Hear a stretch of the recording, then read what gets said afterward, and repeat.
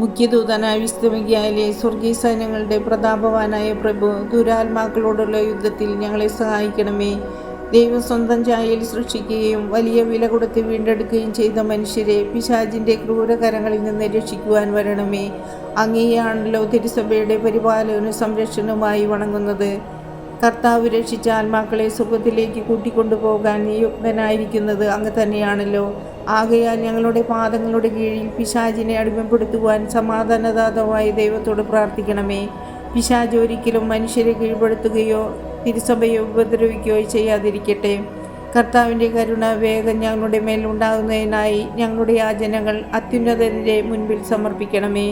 ദുഷ്ടജന്തുവും പഴയ സർപ്പവുമായ സാത്താനെയും അവൻ്റെ കൂട്ടാളികളെയും പിടിച്ചുകെട്ടി പാതാളത്തിൽ തള്ളി താഴ്ത്തണമേ. അവൻ ഇനിയൊരിക്കലും ജനങ്ങളെ വഴിതെറ്റിക്കാതിരിക്കട്ടെ. ആമേൻ.